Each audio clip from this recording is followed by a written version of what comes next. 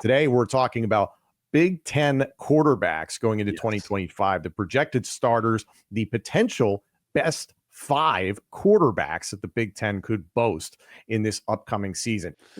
So I want, Rhett, you tell me why Indiana is going to have the greatest quarterback ever in 2025. I'll tell you why Drew Allar is going to be the best quarterback in the Big Ten. Wonderful. Realistically, no bias whatsoever. If you don't think Drew Allar is the best Big Ten quarterback entering the 2025 season, then you are living under a rock and you really aren't paying attention to football. I understand that his game against Notre Dame and the way that the last 2 seasons have gone for him, people have, I think, expected him to walk on water in 2023 in his first year as a starter. He was conservative with the football and he won games. And then he got a little bit more aggressive and he started to be a real leader for Penn State football. A few more turnovers, but was ripping it down the field and was a big reason why Penn State had success into the college football playoff. Plenty of people think Drew Allar, yes, he could be a number 1 overall draft pick.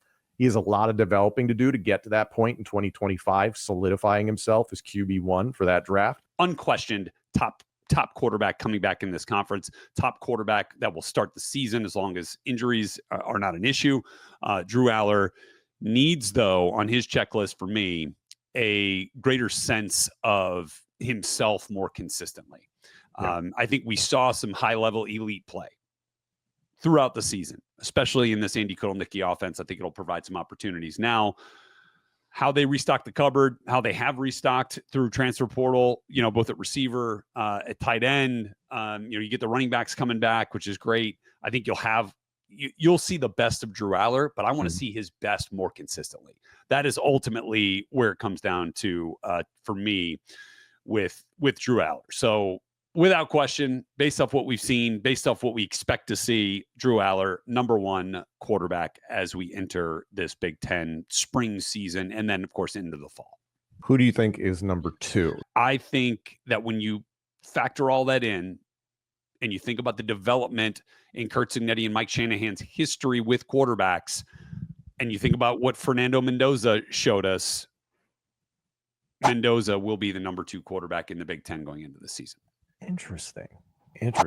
I think the experience factor, I agree that he brings a far more experienced presence to the quarterback position than most other teams are going to experience in the Big Ten. I think I lean towards which team is going to set their quarterback up for the most success in 2025 for that number 2 spot. I think it's Dante Moore at Oregon. Dante Moore having a year to sit behind Dylan Gabriel, a transfer from UCLA, highly touted recruit. I feel like Oregon's going to be out to prove something this year and with a vengeance. And I think Dan Lanning and company have constantly reloaded when it comes to talent. There will be pieces for him to play with. That year to sit, I know that's not sexy anymore in college football, but I really, really think it's going to be valuable. But I just feel like Oregon and Dante Moore, the fit is there, the athlete type that they like, the style of offense they like to play, that's what Dante Moore is. So for me, I go with Moore and Oregon at number 2. Okay.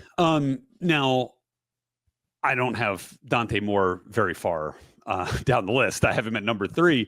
Because there is just to talk for a moment about Dante, like there's some experience that we've already seen at UCLA, right, in a tough situation, right? That was not the best team.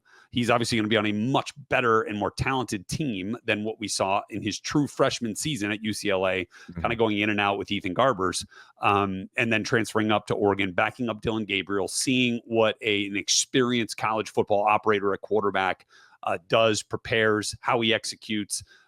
I think that'll be invaluable. He's got an incredible arm. He's a great talent. We all know that. He's a 5-star kid and that whole thing. Not worried about that at all. I feel like if you bet against what Ohio State returns offensively, you'll be wrong.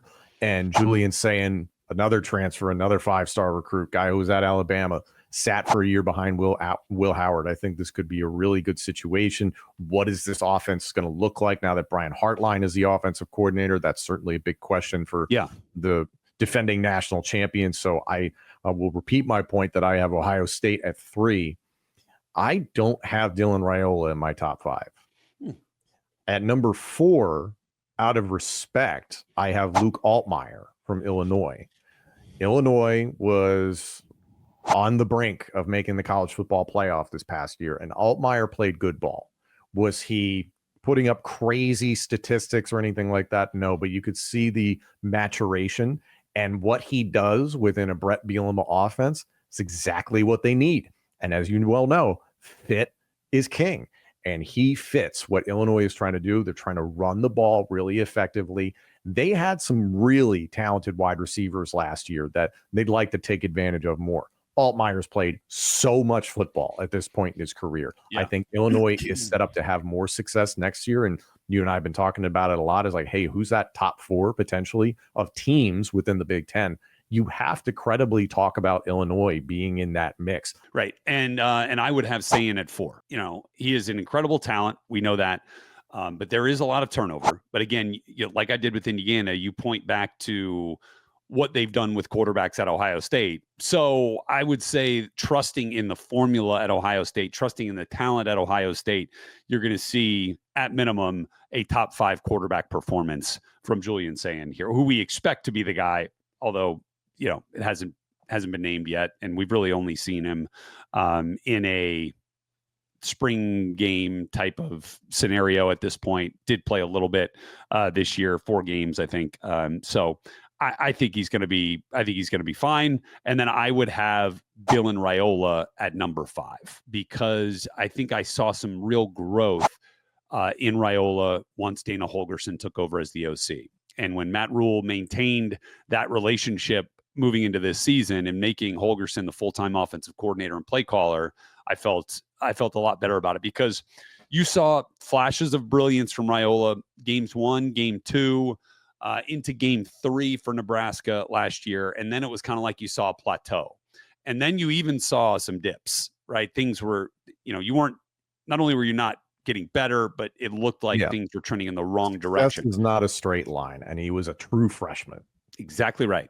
And so I think when Holgorsen came in, stabilized things, took a lot off his plate, which was needed, and then still, you know, we were then again able to see why this was such a phenomenal prospect coming in. So I would have Dylan Raiola right there at number 5. I did not have Raiola in my top 5, as I just mentioned. I have Jaden Maiava at USC rounding out my top 5. I think it's 5-6 type of situation, Maiava and Raiola. Yeah. And my reasoning for Maiava is the way that he performed within Lincoln Riley's offense was very, very good. I thought Miller Moss got the shaft, essentially, and that I didn't think he was the problem with what was going on at USC. I think, first of all, they had Woody Marks, who they didn't really discover until the back half of the season was, oh, we have a really good running back and we can run the football. And now, granted, you've talked about it before, Woody Marks is an outstanding receiving back. He reminds me of Kevin Falk from the Patriots days once upon a time. But they ran the ball extremely well, and it seemed like it wasn't until the back half of the season that Lincoln Riley was like, we're going to commit to running the football. The challenge for Jaden Maiava, lots of talent. He was productive the back end of the season when he did get in there as a starter, but the bulk of that wide receiver room for USC hit the portal and isn't in SoCal anymore. So that's going to be the real challenge, is that I do believe Dylan Raiola is probably set up for more success. However, what does Lincoln Riley do in 2025 with Maiava, who is talented, and more pressure on him to win now?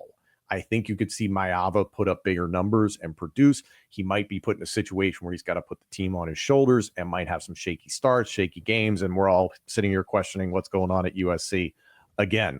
But I am prepared to gamble on Maiava and Lincoln Riley being like, I got to get this done now, as opposed to Matt Rule, Dylan Raiola playing the long game.